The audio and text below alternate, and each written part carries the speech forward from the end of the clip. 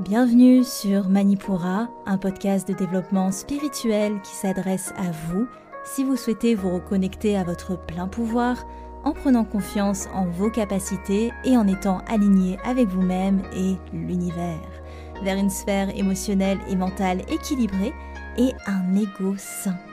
Je suis Amba, énergéticienne, tarot, astrologue et ma mission est de vous aider à développer toutes les ressources déjà en vous.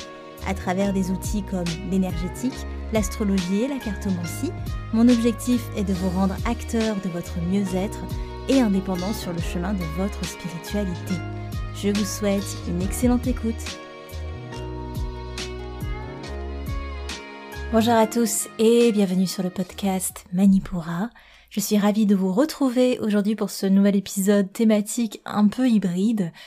En fait, on remet le couvert sur un type d'épisode que j'avais déjà fait, je crois que c'était l'épisode 43, où j'avais fait intervenir des amis à moi qui sont professionnels aussi, chacune dans leur domaine, à l'occasion de la retraite qu'on fait chaque année au mois de novembre.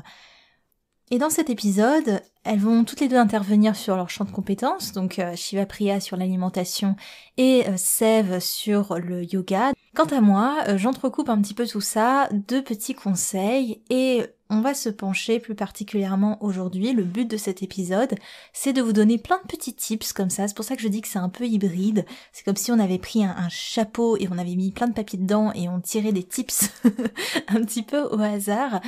J'espère que vous saurez tirer ne serait-ce qu'un petit élément qui vibre pour vous, mais on centre ça sur la connexion au corps. C'est le propre de cet épisode, comment se connecter au corps à travers des choses très simples que l'on peut vraiment mettre en place rapidement dans notre quotidien. De mon côté, je vais vous donner des conseils énergétiques basés aussi sur la sonothérapie parce que c'est ce que je propose, notamment si vous me suivez sur Instagram. Vous avez sûrement dû voir passer quelques mantras que je vous propose, parce que ça fait toujours du bien de chanter, parce que la libération et le travail énergétique qu'on peut faire rien que par les ondes sonores, c'est incroyable. Il faudrait que je fasse un épisode là-dessus d'ailleurs, parce que je le propose à mes élèves, donc pourquoi pas vous faire un petit truc là-dessus. On verra. Pour l'instant, on reste sur notre épisode connexion au corps, et avant de nous lancer, évidemment, je vous lis un avis qui m'a été laissé par Émilie qui dit « J'écoute plutôt les podcasts en voiture et j'ai écouté absolument tous les épisodes de Manipura, même quand j'étais en retard sur les parutions. Tu as le don de tomber à chaque fois juste et même si sur certains sujets je connais déjà, ça fait du bien de l'entendre dire par une autre personne. Bref, merci Amba. » Merci Émilie d'avoir pris le temps de m'écrire cet avis. Je suis toujours touchée que vous preniez un petit temps pour, donc merci beaucoup. Et si, comme Émilie, vous voulez me laisser un avis, ça se passe sur votre plateforme d'écoute en me laissant une note. Ou sinon, vous pouvez tout à fait me rejoindre sur Instagram, c'est amba.manipura, et venir me parler, voilà, tout simplement. Alors, on est parti pour l'épisode du jour. Je vais vous donner quelques petites choses que je fais au quotidien et qui me permettent de me connecter à mon corps, de me connecter à ma présence, si on peut dire ça, qui je pense sont assez simples à faire. Et je répète, mais le but c'est pas que vous mettiez tout en place, mais que vous adaptiez à votre réalité, qu'est-ce qui fait sens pour vous avec votre organisation familiale ou autre, que vous preniez ce qui soit logique en fait selon votre situation. Personnellement, ça commence le matin, et je dirais même que le matin c'est le moment le plus déterminant, c'est-à-dire que la première heure, vraiment juste la première heure du matin, c'est comme si elle allait donner le tempo pour tout le reste de la journée. D'ailleurs, je pense que c'est prouvé quelque part. Je suis pas allée chercher des études pour.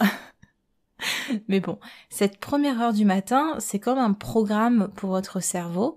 Et ce que vous allez y mettre, ça va programmer votre cerveau pour le reste de la journée. Le matin, je pose un temps de Mauna. Donc Mauna, c'est un silence tout simplement. Donc on est en pratique de silence. En général, quand on est dans les ashrams, c'est avant les satsangs, là où les satsangs, c'est ces méditations collectives où on médite, on lit ensemble des textes et on chante. Mais voilà, à la maison, la première heure, elle reste une heure de Mauna et tout le monde respecte ça et ça c'est vraiment très cool et je vous avoue que pour les gens qui sont pas du matin, c'est aussi une bonne excuse pour pas trop parler. Mais en vrai, ça fait du bien. Donc cette première heure en silence. Et c'est une heure où je vais justement éviter toutes les choses que j'aurais envie d'éviter dans la journée. Par exemple, je vais pas toucher mon téléphone, et d'ailleurs j'ai fait le test plusieurs fois, et les jours où je vais checker le téléphone dans cette première heure, ce sont les jours où je suis le plus déconcentrée sur toute la journée. Alors c'est peut-être que pour moi, je vous donne mon expérience, mais c'est vrai que dans cette heure, je vais mettre les choses qui m'inspirent. Par exemple, je vais lire, je vais faire de l'écrit-thérapie, sans me mettre de la pression, parce que ascendant Taureau, je suis pas, on se met pas trop la pression. Et je vais prendre un temps de recontact avec mon corps. Ça peut prendre différentes formes. Soit je vais faire une petite séance de yoga thérapie très douce le matin, juste pour dire bonjour aux articulations, étirer ce qui a étiré, etc. Soit je vais prendre ce que j'appelle la météo énergétique. C'est quelque chose que j'apprends aux élèves dans la formation énergétique, qui est de prendre contact avec son énergie pour déterminer justement la météo. Alors c'est pas une météo émotionnelle, mais c'est bien une météo énergétique, c'est-à-dire qu'on va venir sentir notre énergie dans nos mains pour voir quelle est la qualité, entre gros guillemets, de notre énergie aujourd'hui. Pourquoi je mets entre gros guillemets? Parce que on parle pas de qualité dans un sens de valeur, mais plutôt, est-ce que mon énergie est plus comme ci, plus comme ça aujourd'hui, etc., sans jugement. Donc je le fais pas tous les matins, mais parfois ça me prend, quand j'ai besoin de ce contact avec le corps, et surtout quand j'ai besoin de savoir de quoi j'aurais besoin aujourd'hui. C'est-à-dire que si je vois que mon énergie, elle a du mal à se densifier, peut-être que je vais avoir besoin de plus d'ancrage dans mes pratiques ou dans ce que je vais faire. Peut-être que je vais être moins sur les écrans aussi. Si je vois que mon énergie, au contraire, elle est très dense, peut-être que ça vaut le coup que je me mette en mouvement dans cette journée, que j'aille marcher, que j'aille faire des trucs qui m'inspirent et qui fassent travailler mon imagination. Bref, j'adapte en fonction. Après, c'est vrai que c'est pour ça que je vous ai dit, il faut vraiment adapter à votre situation, c'est-à-dire que quand on est à son compte, c'est quelque chose qui est peut-être plus facile d'adapter ses journées.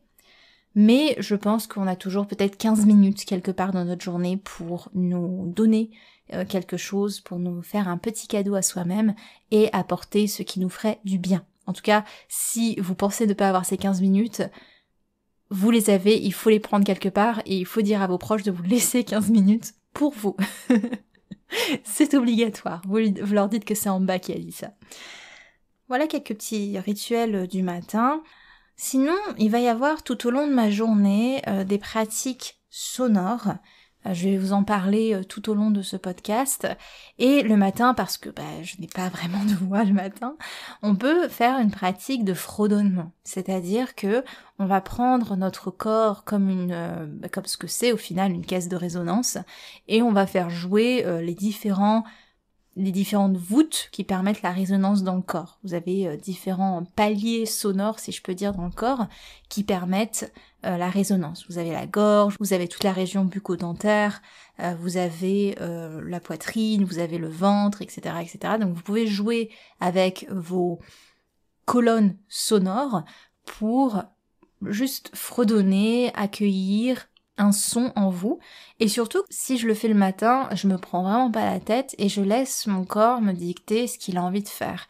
Et ça permet de voir la mélodie que vous mettez en place aujourd'hui. Je le répète, dans les pratiques de sonothérapie, quelles qu'elles soient, on n'est pas là pour chercher la performance. Avoir une jolie voix, je refais des guillemets, n'a aucune importance. Ça a d'importance pour la personne qui vous guiderait dans des pratiques pour qu'il y ait une sorte d'osmose et que vous soyez à l'aise pour vous exprimer, mais en soi, de vous à vous-même, ou même en groupe, on s'en fiche. Honnêtement, c'est le plus important, c'est d'accueillir les vibrations que vous êtes capable de créer et de vous faire confiance aussi dans ce que vous êtes capable de créer. Donc les fredonnements, c'est très simple, on va juste voir ce qui vient tout simplement, et vous pouvez moduler aussi en jouant avec votre bouche, l'ouverture, les syllabes, etc. Donc là, je vous dis ça le matin, mais vous pouvez faire ça n'importe quand. En fait, c'est une pratique de connexion au corps tout simplement, et c'est le but de ce podcast. Donc ça peut être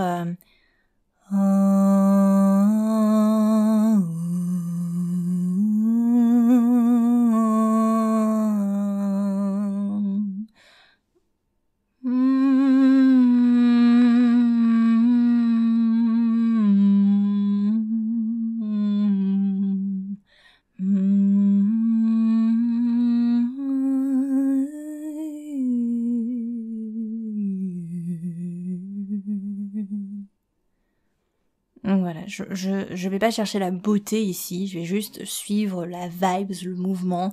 Et évidemment, c'est des pratiques qu'on fait pendant, je sais pas, peut-être 5 minutes. Mais en fait, ça donne une voix à votre corps. Et c'est magique. Pas une voix à votre mental. Une voix à votre corps. C'est trop cool. Moi, ça m'arrive souvent en soins de demander au corps de la personne le son qu'il aimerait recevoir ou le son qu'il aimerait exprimer, de l'accompagner dans cette pratique énergétique. C'est beau en fait ce qui peut être dégagé de vous quand on fait abstraction de ce que l'on a appris de ce qui serait beau, qui est une construction au final, une construction sociétale, etc. De ce qui est, voilà, ça, ce son-là, c'est harmonieux, ce son-là, c'est pas harmonieux. Bon, évidemment, quand on veut faire une musique qui soit équilibrée, il y a des choses à prendre en compte, mais là, en connexion avec vous-même, il n'y a pas de règles, il n'y a pas de il faut ça et ça, il faut que ça se soit calibré comme ça, non. En plus, ça vous permet de travailler la libération, tout simplement, parce que vous vous dégagez de tous les dictats, de toutes les choses qui pourraient vous dire, ben, ça c'est pas convenable, ou il faudrait mieux que je fasse une ondulation là, ce serait plus joli, non? On s'en fout. Bon là, je vous ai fait quelque chose de sympathique, histoire que vous... que vous... Si vous êtes en train de rouler, je veux pas créer d'accident. J'ai essayé de faire quelque chose d'harmonieux, je ne sais pas ce que ça a donné. Mais voilà, quand je suis avec moi-même et quand vous êtes avec vous-même, on s'en fiche, on s'en contrefiche. Il faut juste laisser le corps. Et parfois, honnêtement, même tout le temps, on peut être hyper touché de ce que le corps sort. Et on peut se connecter à lui d'une manière peut-être inhabituelle si vous n'avez pas l'habitude de laisser votre voix porter. Et si vous avez des difficultés à équilibrer Vishuddha Chakra, le chakra de la gorge, et évidemment, les pratiques sonores, c'est royal. Voilà pour cette première pratique de connexion au corps que je vous propose, et pour continuer, je vais laisser la parole à une des intervenantes de notre séjour en novembre, Sève, qui est professeure de yoga et sophrologue. Je vous laisse avec notre discussion. Bonjour Sève. Bonjour Amba. Alors, Sève, tu es l'une des intervenantes pour ce séjour qu'on organise en novembre. Donc, c'est la deuxième fois que tu apparais sur le podcast parce que on avait eu l'occasion d'échanger ensemble. Alors, je ne sais plus l'épisode, je le mettrai dans le lien dans la description de l'épisode pour que vous ayez l'épisode où intervenait Sève. Et tu nous parlais déjà de ce que tu allais faire pour ce séjour passé. Maintenant, est-ce que tu peux nous dire, donc pour le séjour qu'on organise, on a pris ce sujet de slow and flow, l'idée de ralentir pour accueillir aussi les énergies de saison, les énergies de l'automne. Est-ce que tu peux nous dire comment les personnes qui nous écoutent peuvent ralentir au quotidien? Quels sont tes tips, on va dire? Alors, ralentir au quotidien, certaines n'en auront pas forcément besoin. L'idée, c'est de rentrer, comme tu as dit, dans la saison de l'automne. Et certains s'apercevront qu'ils ont besoin de ralentir, d'autres pas. Le premier conseil que je peux donner, et qu'on retrouve en yoga, mais je pense que toutes les pratiques, et toi qui fais aussi, qui a diverses pratiques, diverses cordes à ton arc, dira, je pense, la même chose. Le premier principe, c'est de revenir au présent. Le mieux pour se centrer, c'est dans une première partie de se concentrer sur le corps, parce que le corps vit au présent. Je peux étayer mon propos en parlant par exemple d'une douleur. Quand on a subi une douleur, souvent on essaye de se rappeler de cette douleur, mais on se rappelle qu'on a eu mal, mais on ne se rappelle jamais de la douleur. Le corps ne va pas dans le passé, le présent physiquement. Il ne peut s'ancrer dans le passé ou le futur, pardon. Il ne peut s'ancrer qu'au présent. Et c'est ça le secret. Toutes les traditions, vous pourrez observer, toutes les traditions du monde font ça. On revient au présent. Et pour se centrer, c'est s'installer, pas besoin d'avoir fait 10 ans de méditation. On s'installe, on s'assoit. Et dans un premier temps, on se concentre sur les sensations qui sont présentes dans ce corps physique ici et maintenant. Par exemple, aujourd'hui, je m'installe, je m'assois, je sens que j'ai besoin de rajuster le corps, la posture assise est difficile ou alors au contraire, elle est aisée. C'est la première des choses pour moi, c'est s'installer, observer ce que dit le corps physique sans forcément traduire, mais être un témoin silencieux comme quand on regarde un film en fait. On n'est pas juge, on ne prend pas parti. On peut vivre des émotions à travers l'écran, mais on n'essaye pas de projeter, de se dire il va se passer ci, il va se passer ça. On regarde, un peu ébahi, comme dans une pièce de théâtre ou un spectacle de danse. Ça, c'est être témoin silencieux. On essaye d'observer. Ah là là, je sens que ça picote ici, je sens que ça picote là. Et ça, c'est pour moi la première ressource très accessible, de manière simple. Et c'est un des premiers principes du yoga, l'observance. C'est ça, je disais en intro que tu étais professeur de yoga. Est-ce que tu peux me dire comment se retranscrit pour les auditeurs la pratique du yoga dans ces instants de présence que tu proposes aux gens? Là, tu disais la pratique de la méditation, mais effectivement, le yoga, comment il entre dans cette préparation à la méditation? Alors, le premier principe du yoga, c'est Sthira Shukramasana, selon Patanjali, c'est de trouver la stabilité et le confort dans une posture assise simple pour rentrer dans observance du corps physique et ensuite de la conscience et du coup du macrocosme et du microcosme. Pour être dans l'observance, il faut avoir cette capacité de concentration pour ensuite switcher sur la méditation. Et comme la posture assise méditative, pour être le plus neutre possible et de ne pas partir dans le mental, c'est être assis, il faut préparer le corps parce que la posture assise, ne nous cachons pas qu'elle est souvent inconfortable, surtout si elle est prolongée. On peut avoir des fourmis dans les pieds, des sensations désagréables. Et c'est pourquoi en yoga, on propose de pratiquer les asanas qui vont préparer progressivement le corps aux étirements, aux assouplissements, l'espace articulaire, mais également voilà, la préparation musculaire pour tenir cette posture assise prolongée plus longuement. Mais c'est aussi très réducteur de réduire le yoga qu'à des postures. Et c'est aussi vaste que l'océan, j'ai envie de dire. Mais selon moi, et les premiers enseignements qu'on peut déduire en yoga, c'est avoir déjà observer son comportement avec les autres et avec soi-même, et puis observer sa respiration et observer son corps, son positionnement et travailler un petit peu la posture pour glisser en fait tout ça pour nous amener dans cet état de dharana et dhyana, concentration, méditation. Pour la petite histoire, Sève et moi, on s'est rencontrés à l'ashram Shivananda où on a justement eu l'enseignement de professeur de yoga et c'est vrai qu'au début, je me souviens de ce mois, les gens avaient beaucoup de mal, et j'en faisais partie, à rester assise pendant si longtemps pendant les pratiques de méditation. Et à la fin de la formation, on avait tellement eu des cours de yoga, on s'était tellement assoupli, renforcé, etc., que ça devenait de moins en moins contraignant jusqu'à trouver la paix dans la posture. Donc oui, oui, le corps. Ce qui est bien, c'est que là, on entre dans ces énergies d'automne et c'est là-dessus que je veux axer ce podcast. La nature se prépare en automne au printemps prochain déjà, parce qu'il y a cette idée de les feuilles tombent, ça crée des nutriments qui sont stockés dans la terre tout l'hiver pour après être utiles au printemps prochain. Et j'aime bien cette idée de préparation de la nature, donc préparation du corps aussi à l'automne. On se prépare à hiberner, à rentrer dans un repos, un silence de l'hiver. Est-ce que tu peux nous donner, alors soit une posture, soit une respiration, vois ce qui est le mieux pour toi, pour accompagner ce mouvement de l'automne? Je voulais rebondir aussi sur ce que tu dis par rapport, et d'une, à ce que nous, on va proposer lors de notre séjour et par rapport à cette entrée dans l'automne. Pour moi, à mon sens, on est comme la graine qui se centre dans son énergie et c'est se concentrer là. Parce qu'il ne faut pas oublier que cette graine, ce petit truc, va donner après quelque chose d'aussi immense qu'un séquoia, quoi. C'est juste incroyable. Et du coup, c'est ça l'idée, le slow and flow automnal, c'est de rentrer voilà, dans se concentrer. Et pour moi, une posture vraiment très, très, qui représente énormément ça, c'est Paschimottanasana, la posture de la pince assise. Donc, on est assis au sol, les jambes sont étirées au sol, et puis on va, à partir du bassin, fléchir vers l'avant, comme si on voulait ramener la poitrine, le cœur, au niveau des genoux.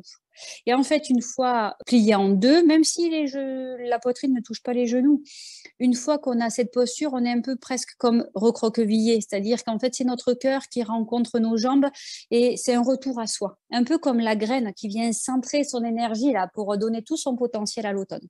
Donc ça, je pense que c'est une belle posture pour cette saison d'automne et que vous pouvez également poursuivre dans l'hiver. C'est une posture qui propose aussi voilà, ce centrage et une écoute. Voilà, si plus on la pratique et plus on affine aussi cette écoute.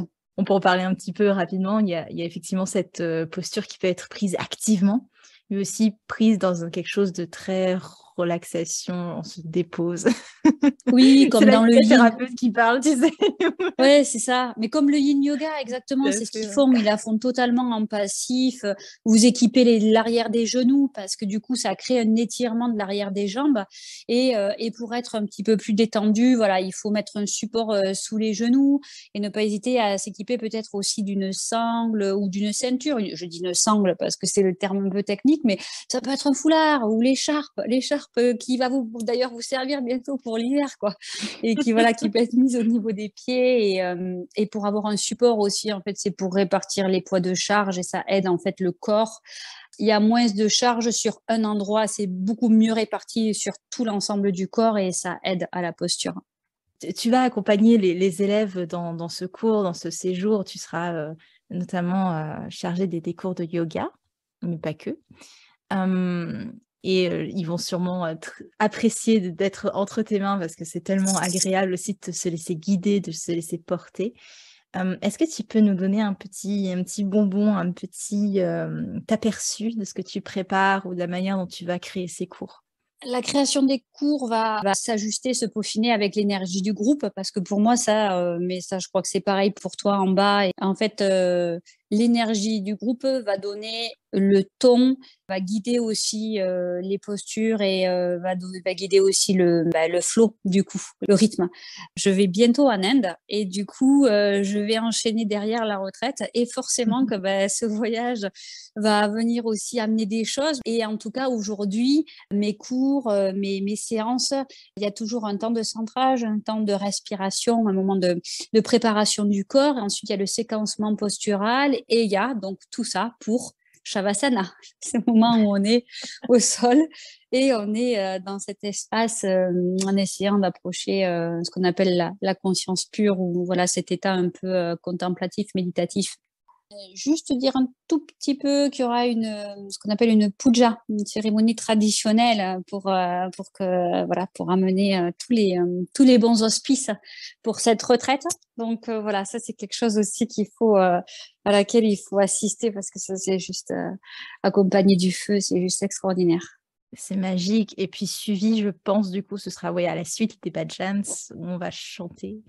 Donc ça, c'est le petit plaisir. Si vous me suivez sur Instagram, vous savez, parfois je publie des chants et le but, c'est de les chanter en groupe. Enfin, on peut les chanter seul, mais le chanter en groupe, il y a une osmose, il y a quelque chose qui se passe. Même si on n'a pas forcément beaucoup de ressenti, on ne peut que ressentir cette énergie du groupe quand on est dans le chant. Et la puja, effectivement, aide à préparer aussi cette énergie, à l'élever. Donc c'est vraiment un très bel enchaînement. On a vraiment hâte pour ceux qui nous rejoindront de vous voir, de vous accompagner. C'est court mais intense, comme on dira, parce qu'on va faire beaucoup de Ouais. choses. En tout cas, je te remercie, Sève, de nous avoir éclairés de tes lumières. Tu vas nous revenir transformer parce que c'est un pèlerinage, hein, si je ne me trompe pas. Oui, oui, c'est exactement ça. On va passer 15 jours à aller de site sacré en site sacré. Ouais, et on va de Shakti à Shiva. C'est l'énergie féminine qui rejoint l'énergie masculine. Donc, ça va être extraordinaire. Mm. Donc, si vous voulez profiter de l'aura de Sève qui va revenir de ce pèlerinage, n'hésitez pas. Et je te remercie. Merci beaucoup, Sève. Ouais, merci en bas.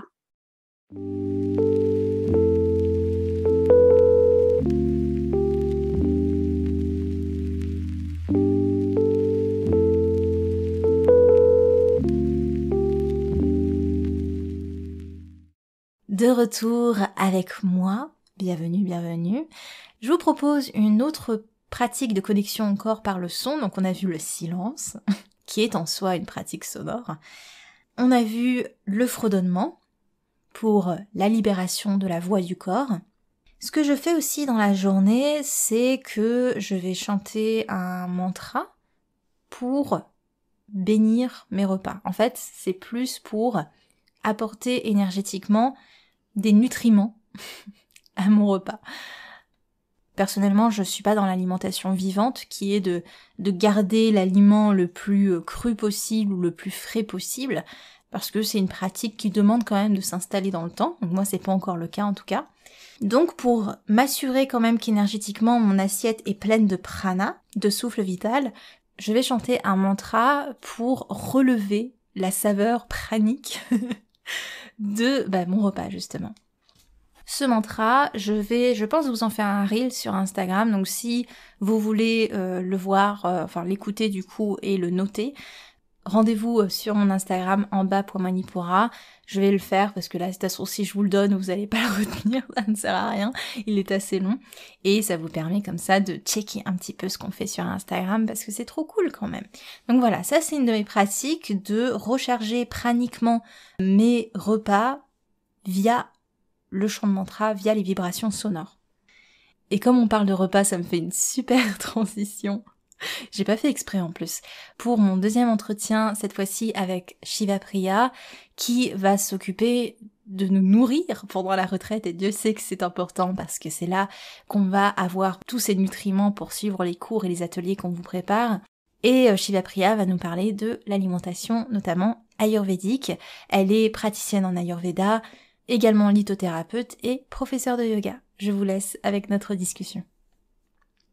Bonjour Shiva Priya. Bonjour Amba.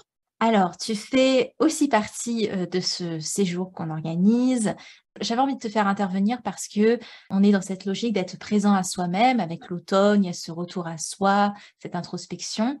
Ma question est, vu que tu es dans cette praticienne en Ayurveda aussi, comment on peut être plus présent à soi-même par la nourriture? Donc moi, ce que je propose en fait de manière générale, c'est déjà en fait juste prendre contact avec la nourriture. C'est-à-dire que dans un premier temps, ce qui est important, c'est de prendre plaisir déjà à préparer son alimentation, à préparer ses plats et tout simplement de se tenir à ce processus de A à Z. Donc d'aller faire ses courses, de choisir ses aliments, de les mettre dans son assiette, de regarder comment on peut composer comme pour un tableau, comment on peut composer un jeu de couleurs, comment on peut composer une harmonie. Et donc, c'est ce que je vais proposer lors de la retraite, c'est-à-dire de vous concocter un panel de couleurs, de vous concocter un panel de saveurs, et donc, évidemment, approprier aussi à cet aspect tridoshique, comme on dit en Ayurveda, c'est-à-dire approprié à chaque constitution. Comment prendre conscience de tout cela, c'est vraiment d'être présent de A à Z, comme quand on est présent pour quelqu'un, de l'achat d'un aliment ou de la récolte d'un aliment, parce qu'il y a beaucoup de personnes qui récoltent leurs propres aliments, même qui les sèment, jusqu'à la finition, c'est-à-dire dans l'assiette, puis l'accompagnement dans la bouche. C'est ce qu'on appelle l'alimentation sattvique au final. En yoga, c'est ce qu'on appelle sattvique, cette idée d'avoir de la nourriture fraîche qui garde son énergie et de pouvoir la consommer aussi avec amour, etc., etc. Totalement, c'est vraiment un art de vivre. C'est comme tu dis, c'est sattva, donc c'est vraiment sattvique. On est dans la lumière, on est vraiment dans quelque chose d'alchimie même, en harmonie complètement avec ce qu'on va manger et ce qu'on devient du coup. Je suis ce que je mange et en effet, notre âme reflète bien ce qu'elle a ingéré, ce qu'elle a digéré et ce qu'elle a rejeté. Donc on est dans le sattvique, ouais, complètement.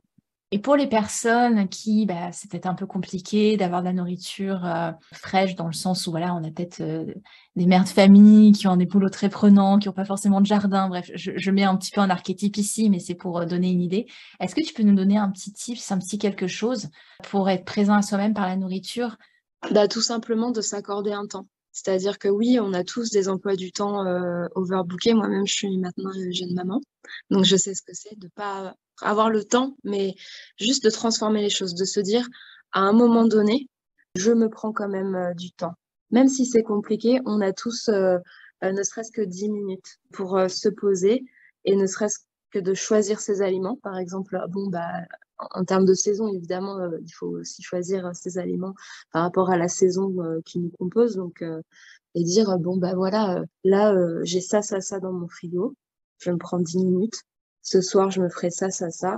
Acheter un cuillère vapeur Meilleur investissement du monde. Pratique, mais ne serait-ce que de couper ces aliments, de les mettre dans un cuir vapeur qui fait le travail à notre place, et après de les manger, voilà, juste s'accorder le temps pour se nourrir, s'accorder le temps pour aimer ce que l'on mange, juste s'autoriser en fait, oser s'autoriser, de se dire non, là je souffre.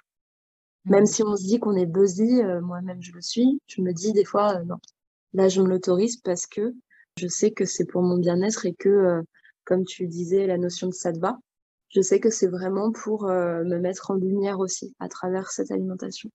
Et j'en profite parce que, alors on a déjà fait un épisode sur le podcast avec Amel notamment, qui était praticienne en Ayurveda, mais tu es praticienne en Ayurveda aussi. Et juste, est-ce qu'on peut faire un petit point sur l'importance de connaître sa constitution pour son alimentation? Mais c'est important en fait de connaître sa constitution tout simplement parce que grâce à l'alimentation, on va répondre à des besoins qui ne sont pas les mêmes. C'est-à-dire que en Ayurveda, on va parler de dosha. Et donc, ces doshas sont composés d'éléments qui sont l'air, le feu, la terre, l'eau et l'éther. Et forcément, ça appartient à l'individu même. Par exemple, toi et moi, on est des constitutions complètement différentes. Et donc, selon la saison et selon aussi parfois l'endroit qui nous environne, on va pas du tout avoir les mêmes besoins. Un kapha, lors de la saison automnale, il va pas avoir le même besoin que le vata. Le vata, il va avoir besoin de cohésion, de force, comme on disait, de rondeur, d'ancrage, parce que la rentrée était là, le vata, il part dans tous les sens. Donc voilà, c'est important de connaître sa constitution pour qu'on rentre vraiment en résonance avec les fondamentaux au niveau des besoins de la personne. Après, si on ne la connaît pas, c'est pas non plus grave. Dans le subtil, en tout cas, on aura besoin de ça pour vraiment consolider ou en tout cas créer une base ayurvédique au niveau de l'alimentation. C'est ça, c'est pas forcément, il faut le savoir, mais juste par l'écoute du corps, en fait, on peut pas mal avoir des indices. Par exemple, si vous êtes sujet à des indigestions, quel type d'indigestion, et cetera, et cetera. Juste en écoutant le corps, en fait, on est capable, je pense, d'adapter son alimentation, mais il faut avoir cette écoute, quoi.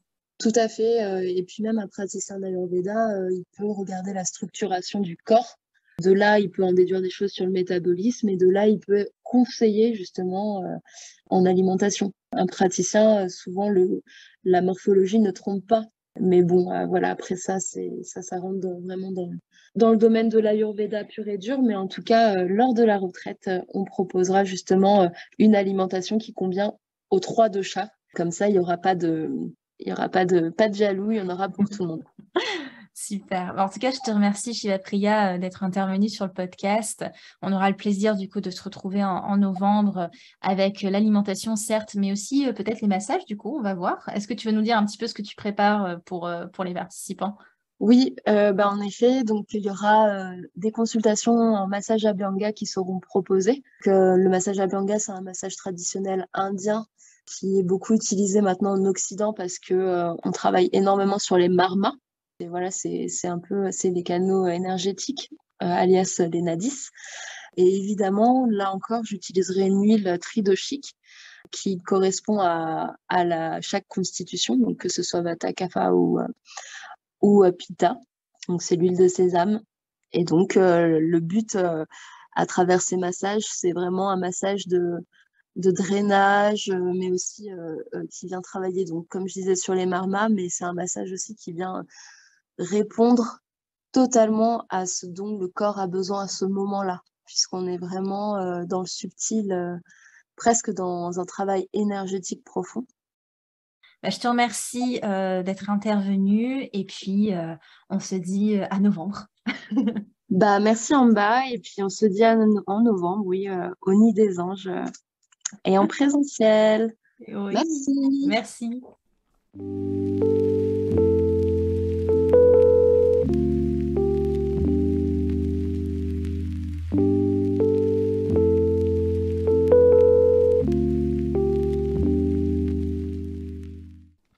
Une nouvelle fois de retour et cette fois je vous garde jusqu'à la fin de cet épisode.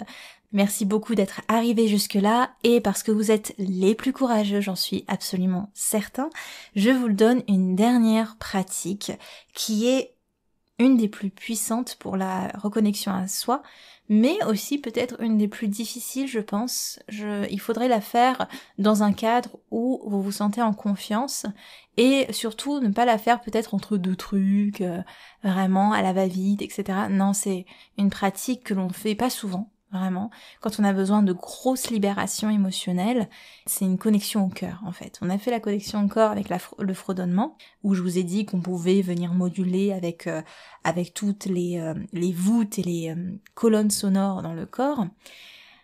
Là, avec ce que je vais vous proposer, c'est une connexion au cœur. C'est assez dur à faire, honnêtement, je n'y arrive pas. En tout cas, je n'y arrive pas selon les conventions de ce qui est ok et ce qui ne l'est pas.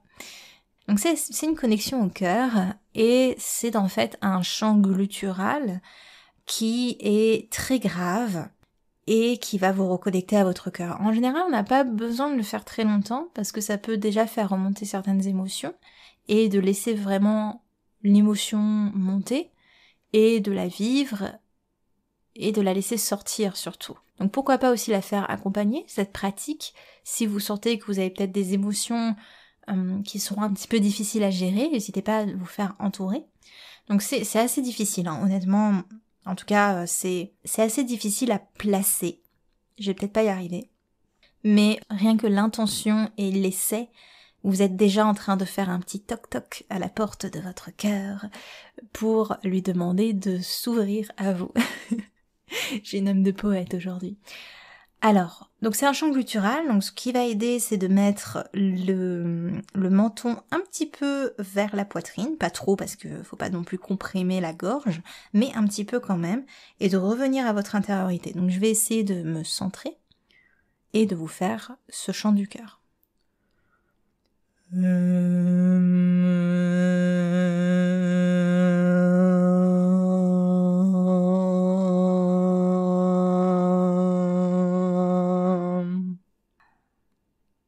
Donc ça va faire un peu plus longtemps que ça. Et en fait, ça fait sortir des trucs en vous. Ça fait ressortir des souffrances, mais pour les évacuer, hein, pas pour les revivre évidemment. C'est comme si vous... Donc quand on le place, là je voulais juste montrer rapidement, mais quand on le place pendant peut-être 2-3 minutes, pas plus je pense. C'est comme si on se mettait à découvert et qu'on se prenait par la main, et c'est très touchant je trouve. On a envie de céder en fait. Et donc c'est pour ça que je dis que c'est une pratique qu'on peut faire accompagner, parce que ça peut nous mettre dans une certaine vulnérabilité et on peut avoir peur de certaines choses aussi qui peuvent remonter. Donc voilà, ça c'est une pratique de connexion au corps qui est très forte. Je vous conseille pas de la faire quotidiennement. Là je l'ai fait juste un petit peu et je sens déjà un petit peu bouleversée. En fait, ça va vous mettre un peu mal à l'aise. Et le malaise va faire que vous allez casser toutes vos barrières de protection que vous avez érigées pour justement être convenable ou être dans la bienséance ou juste vous adapter à la société. Et du coup, comme vous êtes à nu, vulnérable, sans barrière, et vous vous dites waouh, c'est ça mon essence, et est-ce que je suis vraiment prête à l'accueillir? Et ça peut faire peur en fait, parce que c'est comme si vous étiez complètement épluché.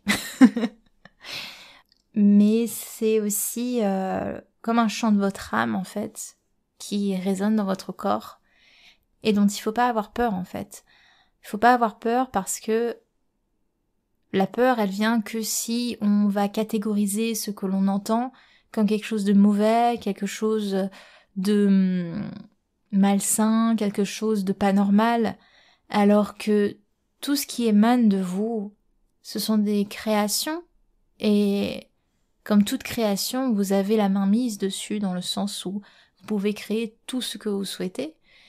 Donc ne pas avoir peur d'être dans un état brut. C'est ça le mot que je cherchais, c'est que vous êtes dans un état brut avec le chant du cœur. Et ça peut faire peur parce que vous dites waouh, c'est quelque chose qui est pas shapé dans ce qui devrait être shapé. Désolée pour les anglicismes. Et ouais, ça peut être très déconcertant, très très déconcertant. Et je vous conseille de vous ancrer après. Honnêtement, ancrez-vous. Je pense que je vais le faire, moi, personnellement.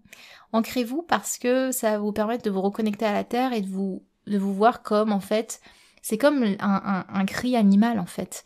et vous vous reconnectez à cette essence pure, instinctive, et de vous reconnecter à la terre après par une pratique d'ancrage que je vous conseille très ancrante comme une marche dans la nature ou quelque chose vraiment en contact.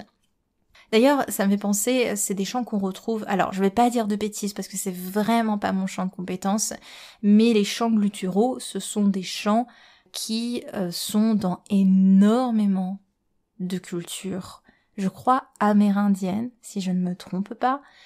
C'est pas pour rien en fait, c'est des trucs qui vous prennent aux tripes, qui ramènent votre histoire sur le devant de la scène, et c'est déconcertant. Voilà, j'aurais pas d'autres mots. Bref, je reviens à mes esprits. J'espère que cet épisode un peu spécial, un peu hybride, je vous avais prévenu, vous aura plu. Je vous ai accompagné dans des pratiques sonores, Shiva Priya dans l'alimentation ayurvédique et Sev dans les pratiques yogiques.